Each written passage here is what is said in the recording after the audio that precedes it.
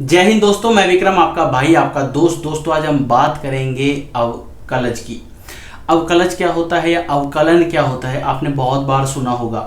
देखिए, सबसे पहले अगर हम बात करें अवकलन की तो क्या अवकलन क्या है? किसी फलन का अवकलज ज्ञात करने की प्रक्रिया को अवकलन कहते हैं।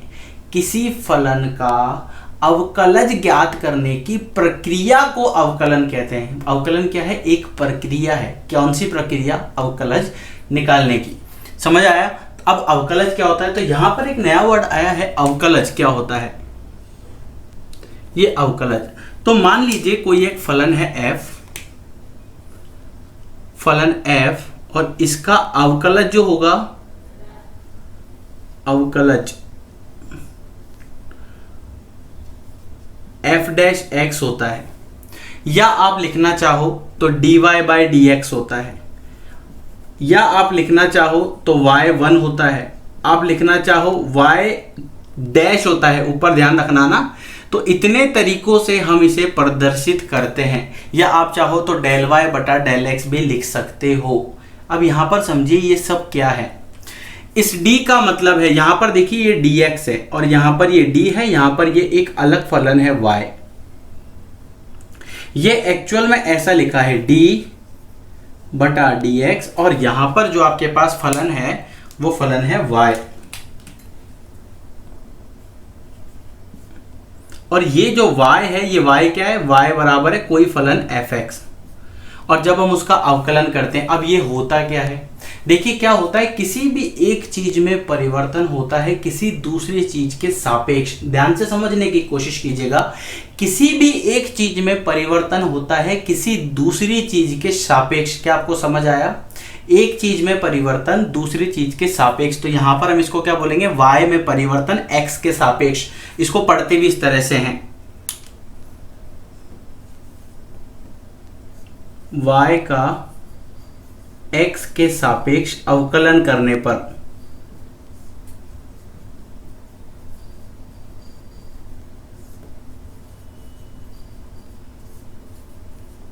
यहां पर y का अवकलन कर रहे हैं हम किसके सापेक्ष?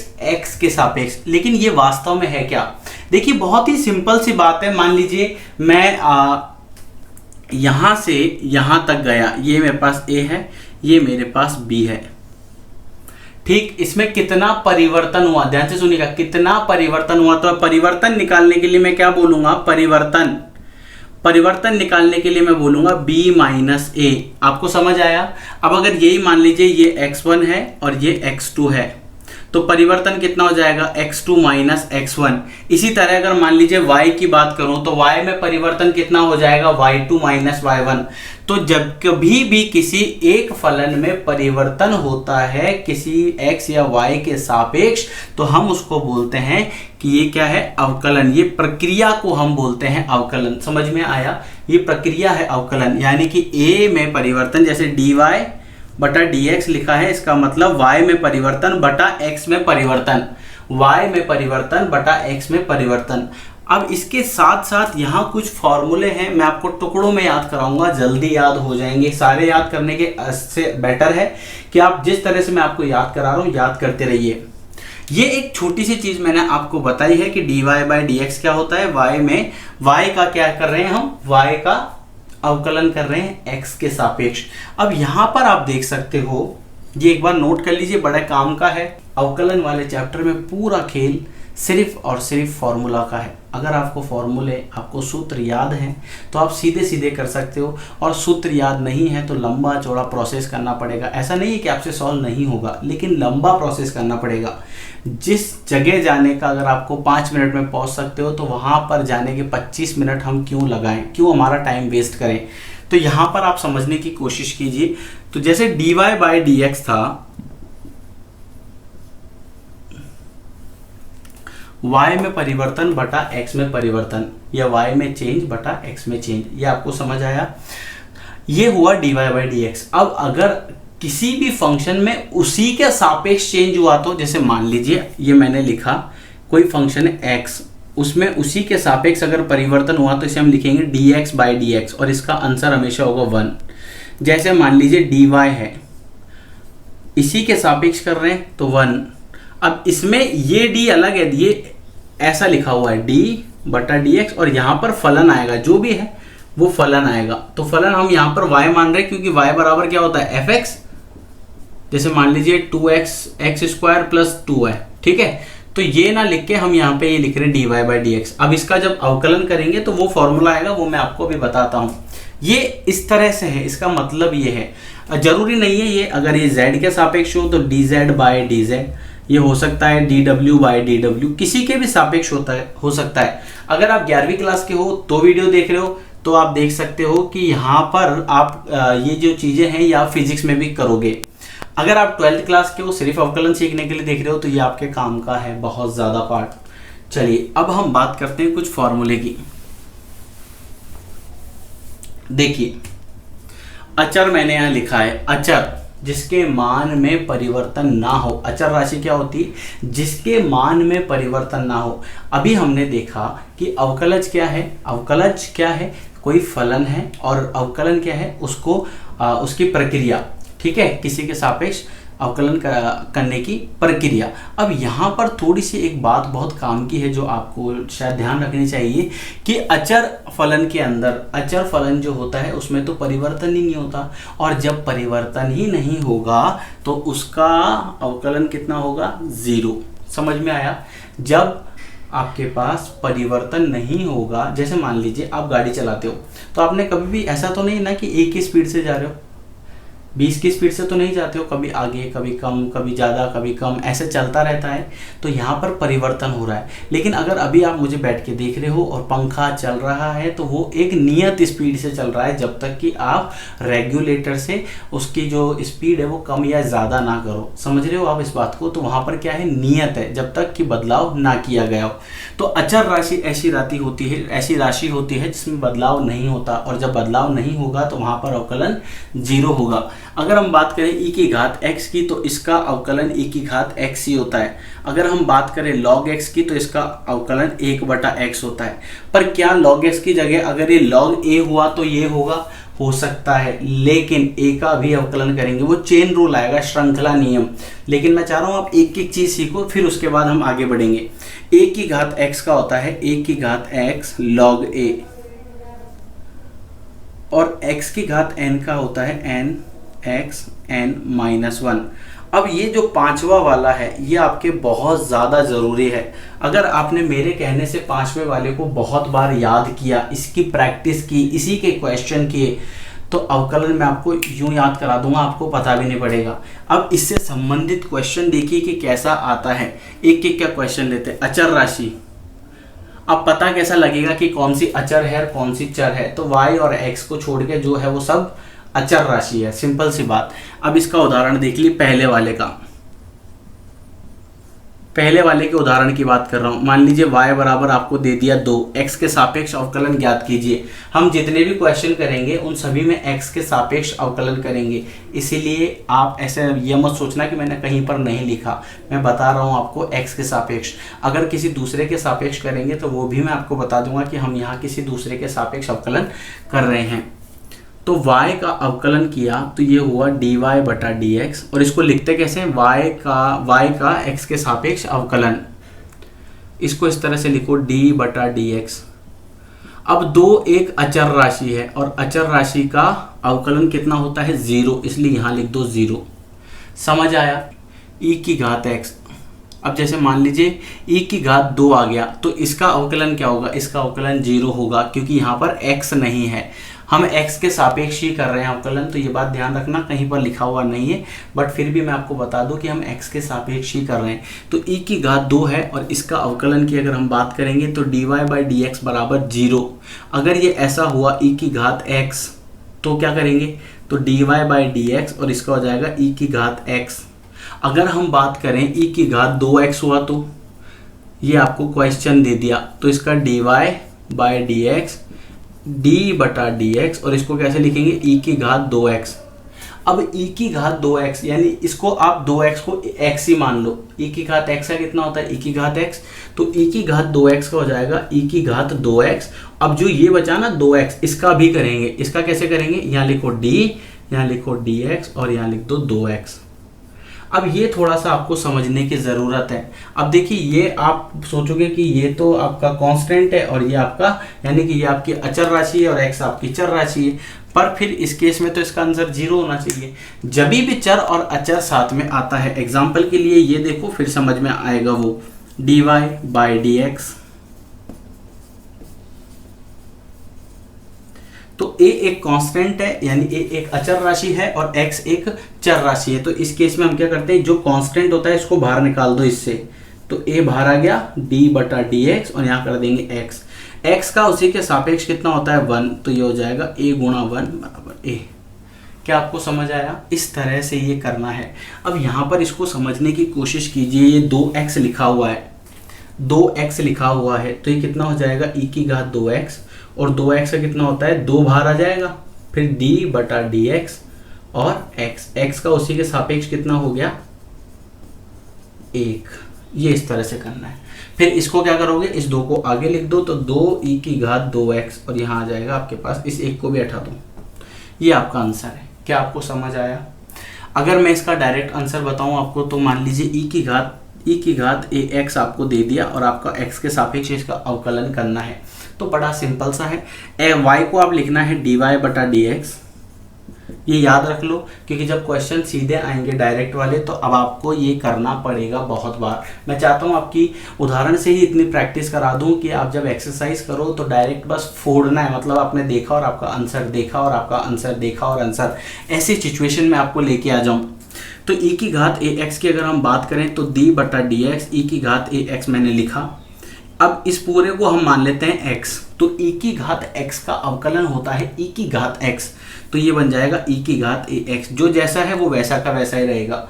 अब ये ax का भी तो करेंगे, समझ रहे हो आप, जैसा अपन ने यहाँ किया ax का भी तो करेंगे, तो ax का हमेशा अवकलन कितना होता है a। अगर हम x के सापेक्ष कर रहे हैं तो ax का हमेशा अवकलन कितना होता है a। अगर b है, bx है तो क्या हो जाएगा b, अगर cx है तो क्या हो जाएगा c, अगर dx है तो क्या हो जाएगा d, अगर ex है तो क्या हो जाएगा e। यानी कि जो आपके पास अचर राशि है सिर्फ वही उसके साथ में आएगी। तो यहाँ पर ये जो a बचा ना, इस a को आंख बंद करके यहाँ लिख दो, ये इसका आंसर आ जाएगा।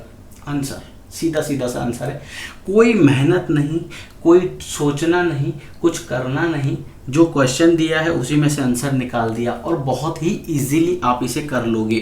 आपको समझ आया? अगर मान लीजिए इसकी जगह bx होता तो आप क्या करते, तो इसका आंसर हो जाता है b गुणा e⁻bx। जो क्वेश्चन है वही आंसर है। देखो x के सापेक्ष कर रहे हैं, तो जो क्वेश्चन है वही आंसर है, इसी को ऐसा का ऐसा उतार दो। अवकलन में ध्यान रखना, जो x का गुणांक होता है वो गुणा में आता है। अवकलन में लिखो, इस लाइन को वीडियो पॉज करो और लिखो कि अवकलन में x का जो भी गुणांक होगा वो गुणा में आएगा। अवकलन में x का जो भी गुणांक होगा वो गुणा में आएगा। तो ये जो इसका x का गुणांक क्या है यहाँ b, तो ये b आ जाएगा। आंसर आ गया, इतनी जल्दी आ गया। ये बहुत ही सिंपल सा था जो मैंने आपको भी बताया। अब इसके बाद हम बात करते हैं 2⁻x की। ये log x वाला हो गया। अब अगर मान लीजिए यहाँ पर log x² हुआ तो वो आगे वाले टर्म्स में आएंगे। अगर हम बात करें इसकी, ये देखो y बराबर मैंने आपको दे दिया 2⁻x और आपसे कहा x के सापेक्ष अवकलन ज्ञात कीजिए। मान लीजिए मैंने आपसे ऐसा कहा, तो इस केस में आप क्या करोगे, आपको क्या सोचना पड़ेगा? तो बड़ा सिंपल सा है। यहाँ देखो कुछ फॉर्मूला दिख रहा है, a⁻x log a, a⁻x log a। तो इसी के हिसाब से आपको इसको करना है और आंसर आ जाएगा। जैसा ये लिखा है वैसा लिख दीजिए, तो ये हो जाएगा dy/dx। और यहाँ पर देखो a⁻x है, तो a⁻x यही है, तो a⁻x। फिर क्या दिया है log a, यहाँ लिखो log a क्या है 2, तो यहाँ लिख दो 2, खत्म, बस हो गया आंसर। मान लीजिए अगर मैंने आपको दिया y बराबर 3⁻x, तो ये कितना हो जाएगा dy/dx 3⁻x log 3। अगर मान लीजिए मैंने आपको दिया 4⁻x, तो क्या करोगे, तो इसको लिखोगे dy/dx 4⁻x log 4। अगर मान लीजिए मैंने आपको दिया 5⁻x, तो क्या करोगे dy/dx और इसको लिखोगे 5⁻x log 5।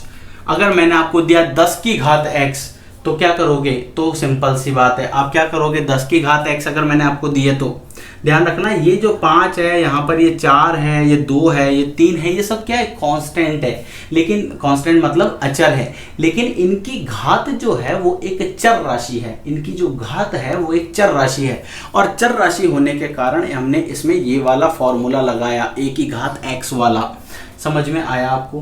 क्या इसमें हम e की घात x लगा सकते थे? e की घात x वाला क्वेश्चन ऐसा ही होगा, e की घात x में ही होगा, और a की घात x वाला क्वेश्चन वो इस तरह से होगा, 2 की घात x, 3 की घात x, 4 की घात x, कोई भी एक अचर राशि और उसकी घात जो है वो एक चर राशि होगी। आप समझ रहे हो? मेरा कहने का मतलब है हर में तो आपके मतलब ये जो है आपके पास आधार वो तो अचर होगा, जबकि उसका जो घात है वो हमेशा क्या होगी, चर राशि होगी। जैसे यहाँ देख सकते हो 2 की घात x, ये 2 एक अचर राशि है, x एक चर राशि है। समझ में आया? तो आधार और घात, आधार तो होगा उसका अचर और घात होगी उसकी चर। इस तरह से आपको इसको समझना है थोड़ा सा, बस थोड़ा सा टाइम आप मेरे साथ दीजिए। वीडियो को समझ में नहीं आता है वापस बैक करके देखिए, और थोड़े दिनों बाद छोड़िए, मैं आपको बता रहा हूँ। आप इस वीडियो को पूरा देखिएगा और उसके 1 घंटे बाद आप क्वेश्चन उठाइए और करिए, आपको इजीली कर लोगे। बस आपको थोड़ा सा ध्यान से एक बार पढ़ना है, बस सिर्फ ध्यान से। यहाँ अगर हम बात करें 5वें वाले की d/dx x की घात n, तो यहाँ हम लिख सकते हैं nxn-1, nxn-1। तो क्या होगा, मतलब इस टाइप का क्वेश्चन कैसा होगा, कैसे आप इसे समझोगे कि इसमें यही लगाना है। भाई साहब मैंने यहाँ पर 2 स्टार है, 3 बना देता हूँ, ये 3 स्टार बना दिए। इसका मतलब अगर ये आपको नहीं आया तो आपको पूरा चैप्टर ही नहीं आएगा, ये बात बिल्कुल सत्य है, मान के चलिएगा। तो nxn-1, अब मैं आपको जो बता रहा हूँ इससे आप बहुत जल्दी याद कर लोगे। आप देखिए क्वेश्चन कैसा होगा। मान लीजिए y बराबर मैंने आपको दिया x की घात 3, ये 1 से स्टार्ट करते हैं, ठीक है। इसका अवकलन कीजिए x के सापेक्ष, तो आपने किया dy/dx, d/dx x का उसी के सापेक्ष होता है 1, खत्म। दूसरा क्वेश्चन देखो, y = x², आपने इसका अवकलन किया dy/dx = d/dx x²। अब देखो nxn-1, n क्या है ये, तो ये हो जाएगा nx 2 - 1, कितना हो जाएगा 2x, 2 में से 1 गया 1, तो x की घात 1 ही बचेगी। तो देखिए दोस्तों हमारे पास और हम ले लेते हैं, जैसे y = x की घात 3 मान लेते हैं, तो ये कितना हो जाएगा, इसका x के सापेक्ष अवकलन dy/dx, ये कितना हो जाएगा 3x की घात 2। इसी तरह से y बराबर ले लेते हैं x की घात 5, तो ये कितना हो जाएगा, x के सापेक्ष ही कर रहे हैं हम, ये ध्यान रखना, ठीक है। तो ये कितना हो जाएगा 5x की घात 4। अगर मान लीजिए y = x की घात 20 है, तो ये कितना हो जाएगा dy/dx 20x की घात 19।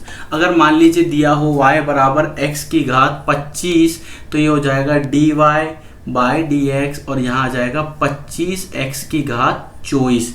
इस तरह से आपको करना है। ये x की घात n वाला कंसेप्ट हुआ। अब हम बात करते हैं कुछ और फॉर्मूले की जो आपके लिए इंपॉर्टेंट है। ये एक बार आपको समझ आ गया होगा, x की घात n वाला कंसेप्ट संबंधित है। तो sin x का हो जाएगा cos x, cos x का हो जाएगा minus sin x, tan x का हो जाएगा कितना, tan x का कितना होता है sec²x, cot x का माइनस cosec²x, sec x का sec x tan x, और cosec x का minus cosec x cot x। अब इन्हें भी आपको याद करने की जरूरत नहीं है, क्योंकि मैं आपको इसको डायरेक्ट याद करा दूंगा। प्लस और माइनस का ध्यान रखना। सी फैमिली की बात करते हैं, सी परिवार यानी सी फैमिली। अब सी फैमिली की बात करें तो सी फैमिली हो गई आपके पास cos, cot और cosec। आपको एक बात ध्यान रखना है, इन तीनों का जब भी अवकलन करेंगे तो ऋणात्मक चिन्ह आएगा। देखो इनका अवकलन हमने किया, ये सी फैमिली, ये सी फैमिली, ये सी फैमिली, और इन तीनों का अवकलन आपको कितना प्राप्त हुआ, देखो माइनस का, फिर यहाँ पर माइनस, यहाँ पर माइनस। इसको जोड़े से याद करने की कोशिश करना अगर आप कर सको तो। साइन और कॉस का एक साथ याद करना, टेन और कॉट का एक साथ याद करना। जैसे साइन का कॉस, कॉस का साइन, टेन का। अभी ये दोनों जोड़े से इसलिए बोल रहा हूँ क्योंकि आपको एक बात नोट किया होगा, यहाँ सिंगल टर्म आ रही है, यानी एक एक पद आ रहा है। यहाँ पर देखो वर्ग में आ रहा है, स्क्वायर में आ रहा है, ठीक है। और यहाँ अगर हम बात करें तो दो दो पद आ रहे हैं, क्लियर हुआ, मतलब पद तो एक ही है लेकिन दो दो किस में आ रहे हैं, जैसे sec x tan x और इसको हो जाएगा cosec x cot x। तो ये भी आपके त्रिकोणमितीय फलन के कुछ फॉर्मूले हैं, और भी फॉर्मूले हम उनकी भी बात करेंगे। तो पहले इनसे संबंधित कुछ क्वेश्चंस करके देख लेते हैं। जैसे ये तो डायरेक्ट ही आएगा, आपको डायरेक्ट ही ध्यान रखना है कि sin x का है तो cos x करना है, cos x का है तो माइनस sin x करना है, tan x का sec square x, cot x का minus cosec square x, sec x का हो जाएगा आपका sec x tan x और cosec x का हो जाएगा minus cosec x cot x। तो यहाँ पर अब हम बात करते हैं प्रतिलोम वृत्तीय फलन के अवकलन की। तो ये आप डायरेक्ट याद कर सकते हो, दो दो के पेयर में याद करना। जैसे साइन इनवर्स एक्स है तो इसको आप क्या लिखते हो, 1/√1 माइनस एक्स स्क्वायर, और अगर कॉस है तो इसका ऊपर माइनस लगा दो, बाकी ऐसा का ऐसा आ जाएगा। टेन है तो 1/1 प्लस एक्स स्क्वायर, और अगर कॉट है तो -1 लगा दो, 1 plus x square. Sec inverse x है तो ये कितना हो जाएगा, 1/x रूट एक्स स्क्वायर -1, और अगर कोसेक इनवर्स एक्स है तो माइनस लग जाएगा 1/x रूट एक्स स्क्वायर -1। ये एक फॉर्मूले का पैकेट आपके पास और हो गया। इसमें हमारे पास टोटल अभी तक हमने 17 फॉर्मूले कर लिए हैं, ये क्लियर। अब अगर आपको ये फॉर्मूले याद हो जाते हैं, आप एक दो बार इनको लिख के याद कर लीजिए। दोस्तों अब हम बात करते हैं कि अवकलन करना किस तरह से, क्वेश्चन किस तरह से आएगा और आपको किस तरह से करना है। आपकी किताब में अलग अलग नियम दिए गए हैं, श्रृंखला नियम भी होता है। मैं आपको जो तरीका बता रहा हूँ, अगर आप उस तरीके को फॉलो करते हो तो आप 2 से 3 सेकेंड के अंदर आंसर निकाल सकते हो। हालांकि ये आपको टेस्ट करने के काम आएगा, लेकिन आप क्वेश्चन हमेशा पूरा ही सॉल्व करना बोर्ड के एग्जाम में। अब कैसे करना है उसे समझने के लिए देखिए, अगर सबसे पहले तो हम एक बेसिक सा क्वेश्चन लेते हैं। मान लीजिए मैंने ले लिया y बराबर आपको दे दिया 2x cube plus 3x square plus 2x plus 4, इसका अवकलन कीजिए x के सापेक्ष। तो कैसे करोगे, x के सापेक्ष अवकलन करने पर, x के सापेक्ष अवकलन करने पर, तो ये कितना हो जाएगा, dy/dx बराबर d/dx, ये बन जाएगा 2x क्यूब। अब इसको पूरा आप अलग अलग चाहो तो अलग अलग सॉल्व कर लो। अगर आप इसे इस तरह से लिखना चाहो जैसे मैं लिख रहा हूं, तो आप इस तरह से भी कर सकते हो, 2x प्लस 4। तो यहां पर देखिए आप इसे इस तरह से लिख दिए, d/dx 2x क्यूब, फिर d/dx 3x square plus d/dx 2x plus d/dx 4। अब यहां पर देखो ये, अब इसको थोड़ा सा आप याद करो, जब मैंने आपको ax वाला कंसेप्ट बताया था, तो ax वाले कंसेप्ट की तरह ही है। अगर ये 2 आपके पास क्या है, ये 2 आपके पास अचर राशि है, और हम जिसके अचर राशि गुणा हो रही है किससे, एक चर राशि से, तो हम क्या करेंगे, इस 2 को बाहर ले लेंगे। 2 को तो बाहर लिख दो और अंदर लिख दो d/dx, ये आ गया आपका x क्यूब। फिर ये 3 बाहर ले लो, d/dx, ये आ गया आपका x स्क्वायर, और ये 2 बाहर आ गया d/dx, और यहाँ आ गया x प्लस, ये आपका क्या है, इसको आप रहने दो, अभी लिखते हैं इसको साथ में। अब ध्यान से देखिएगा, ये 2 तो आपके पास आ गया बाहर। x की घात 3 का अवकलन कितना होता है, मैंने अभी बताया था आपको, x की घात n वाला फॉर्मूला कौन सा था, d/dx, x की घात अगर n है तो हम लिखते हैं nx n-1। तो यहाँ पर देखो x की घात 3 है, तो इसको मैं क्या लिखूंगा, 3x की घात 2। फिर उसके बाद x का भी करना होता है, लेकिन x का उसी के सापेक्ष में 1 होता है। इसी तरह से 3 को बाहर निकाला, अब ये x स्क्वायर था, इसका कितना हो गया, 2x। इसी तरह से 2 आपके पास ऐसा कैसा आ गया, x का उसी के सापेक्ष में हो गया 1, और 4 एक अचर राशि है इसलिए हो गया इसका 0। अब इसको ध्यान से देखिए, 3 दूना 6x स्क्वायर प्लस 3 दूना 6x प्लस 2, ये आपके पास आ गया dy/dx। इस तरह से आपको करना है। क्या आपको समझ आया, ध्यान से देखिएगा वापस एक बार। क्वेश्चन आपको दिया गया था, x के सापेक्ष अवकलन करना था, तो हमने क्या किया, हर एक पद को अलग अलग लिखा, ये अलग अलग लिख लिया।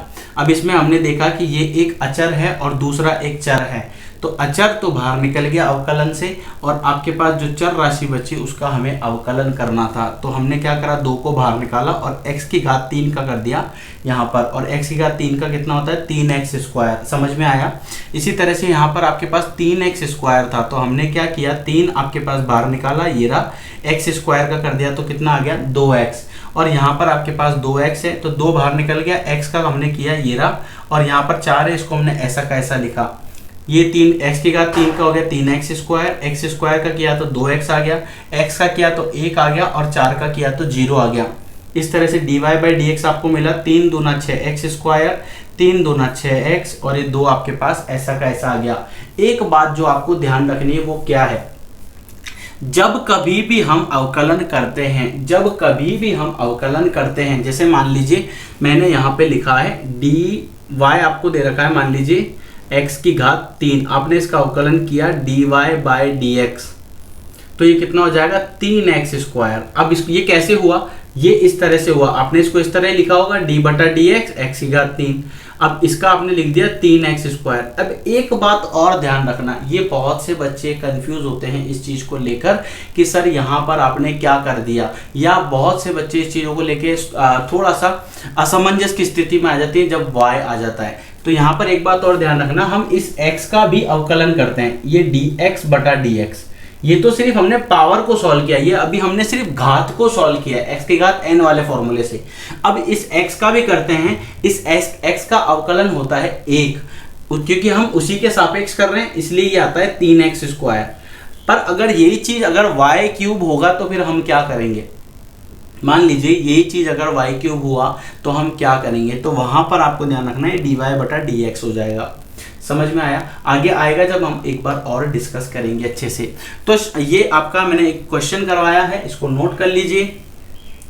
चलिए अब हम बात करते हैं कुछ और क्वेश्चन की। मैं आपको इस वीडियो के अंदर सिर्फ कंसेप्ट सिखाना चाहता हूं ताकि आपका कंसेप्ट स्ट्रांग हो जाए, आगे आपको प्रॉब्लम नहीं आए। तो ये अभी तक हमने क्वेश्चन देखा। अब श्रृंखला नियम क्या कहता है, श्रृंखला नियम, श्रृंखला नियम या जिसको हम बोलते हैं चेन रूल। चेन रूल कहता है कि एक के साथ एक का इंटीग्रेशन अवकलन करते रहो। चेन रूल या श्रृंखला नियम ये कहता है चेन कैसी होती है, एक के साथ एक जुड़ी हुई। तो आपको कैसे करना है, जैसे y बराबर मान लीजिए आपको दे दिया साइन x की घात 2, इसका अवकलन कीजिए। अब इसका अवकलन आप करोगे कैसे, पहले y का अवकलन करो dy बाई dx, फिर इसका अवकलन करो तो इसको आप लिखोगे d बटा dx, और यहां पर आपने लिखा साइन x की घात 2। अब आपको मैं जो फॉर्मूला बता रहा हूं वो ध्यान रखना है, पंडित बद्री प्रसाद जी अजमेर वाले, PBA, पंडित बद्री प्रसाद जी अजमेर वाले। इस P का मतलब होता है पावर, पावर का मतलब होता है घात, इस B का मतलब होता है बेस, बेस का मतलब होता है आधार, और इस A का मतलब होता है एंगल, और एंगल का मतलब होता है कोण। अब श्रृंखला नियम अगर आप याद करते हो तो आपको कैसे करना है, ध्यान रखिए। सबसे पहले देखो ये x स्क्वायर है यानी x की घात है, लेकिन x की घात के पहले तो हमारे पास साइन आ रहा है ना, और साइन का अवकलन क्या होता है, तो इसको लिखोगे किस तरह से, यहां पर इसको समझना इस तरह से कि पहले आपको करना है साइन x का, साइन इस x की घात 2 को अगर मैं x मान लेता हूं तो सबसे पहले आप करोगे साइन x का अवकलन। तो कैसे आएगा, साइन x का अवकलन कितना होता है cos x, तो ये आ जाएगा cos x स्क्वायर। ये आपने जो अवकलन किया है ये किसका अवकलन है, ये केवल साइन x स्क्वायर का अवकलन है। समझ में आ रहा है, मैं सिर्फ आधार की बात कर रहा हूं। अब अभी आप श्रृंखला नियम ये कहता है कि इसके बाद क्या है, कोण, ये कोण, और कोण क्या है x स्क्वायर, तो यहां लिखो d बटा dx और यहां लिख दो x स्क्वायर। इस x स्क्वायर का करो तो देखो ये cos x स्क्वायर तो आपका ऐसा का ऐसा आ गया, और इसके बाद आपने x स्क्वायर का किया तो कितना आ गया, 2x आ गया। अब आपके पास क्या बचा, आधार, आधार क्या है इसका x, तो ये dx और x के अभी आपके पास कितना आया। एक बात ध्यान रखना, जब भी ये cos x स्क्वायर है या 2x है तो ये अगर अवकलन करने पर आपको यहां पर ये प्राप्त होता है तो ये आगे चला जाता है, तो ये 2x cos x स्क्वायर आ जाएगा और x का उसी के सापेक्ष 1 बन जाता है, तो इसका आंसर हो जाएगा 2x cos x square.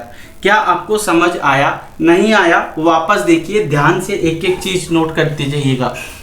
y था sin x स्क्वायर, आपने क्या किया, y का x के सापेक्ष करना था, तो dy बाई डी एक्स बराबर d बटा D x sine x square. आपको सबसे पहले sin x का अवकलन करना है। ये क्या है, x स्क्वायर को भूल जाओ, देखो ही मत अभी, आपको तो sin x का करना है। तो sin x का अवकलन होता है cos x स्क्वायर, और फिर उसके बाद आपको किसका करना है, x स्क्वायर का। ये रहा, तो sin x का किया था आपने, cos x स्क्वायर आ गया, फिर उसके बाद x स्क्वायर का किया तो 2x आ गया। मैं sin x इसलिए बोल रहा हूं क्योंकि मैं मान के चल रहा हूं कि x स्क्वायर x है, तो x स्क्वायर का किया 2x आ गया, फिर x का किया तो आपके पास 1 आ गया। इस तरह से आ गया 2x cos x स्क्वायर 1, और ये आपके पास 2x cos x स्क्वायर इसका आंसर हो गया। ये आपके पास क्या निकला, dy बाय dx। इस तरह से आप ये निकाल सकते हो श्रृंखला नियम में। और भी क्वेश्चन करते हैं ताकि आपके डाउट क्लियर होंगे। देखिए दोस्तों, अब हम बात करते हैं, जैसे मान लीजिए मैंने आपको क्वेश्चन दिया y बराबर 10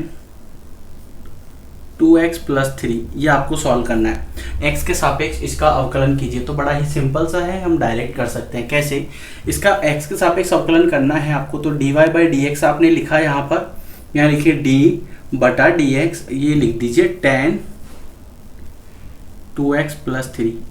अब इसको आप भूल जाइए, देखिए मैं जो ये लाल कलर से मार्क कर रहा हूं इसे आप भूल जाइए।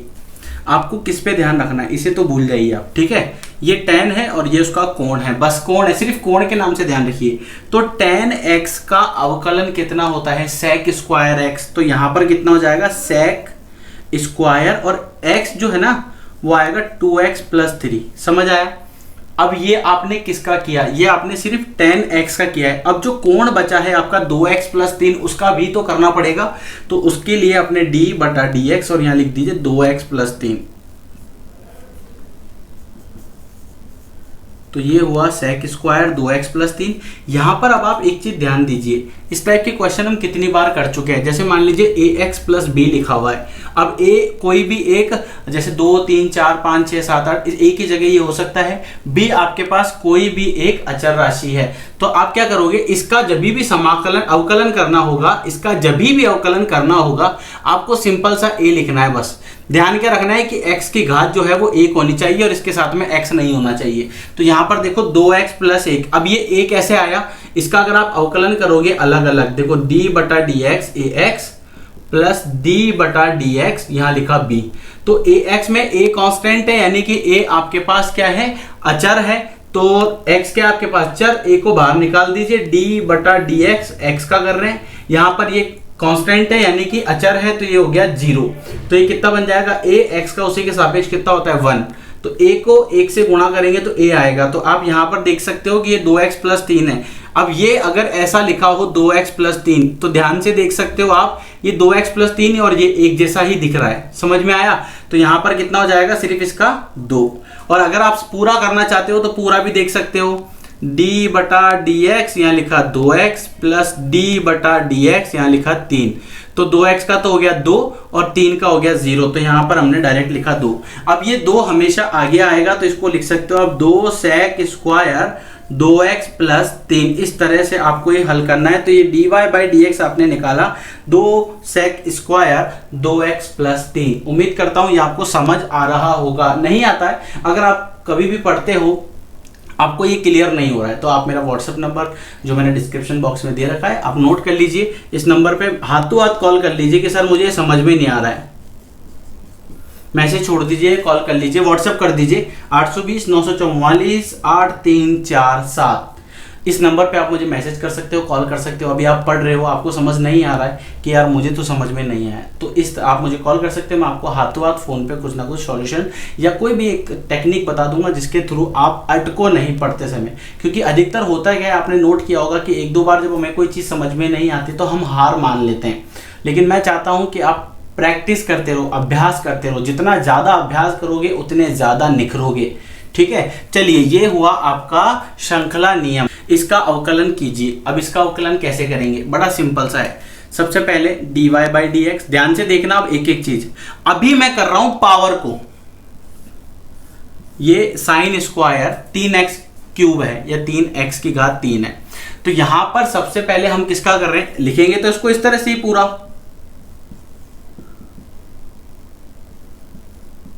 अब देखो यहां साइन की घात 2 है, आपको दिख रहा है साइन की घात 2 है। इसका मतलब ये हुआ कि यहां पर आपको पहले क्या करना है, पावर, यानी कि पहले इस 2 को सॉल्व कीजिए। अब ये 2 सॉल्व कैसे करना है, तो पावर सॉल्व करने के लिए मैं आपको बता चुका हूं, पावर के लिए हमेशा एक ही फॉर्मूला लगाना है, x की घात n का कितना होता है, n x n माइनस 1।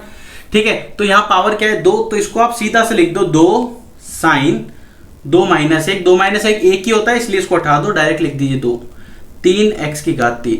अब ये आपने जो हल किया है ना, ये सिर्फ घात को सॉल्व किया है, पावर मतलब घात को सॉल्व किया है। अब क्या बचा, आधार, तो d बटा dx। अब आधार क्या है, यहां पर आधार है साइन 3x की घात 3। आप देख सकते हो इसमें ये आपके पास क्या है, ये 2 आपके पास है घात, ये पूरा है आपका आधार,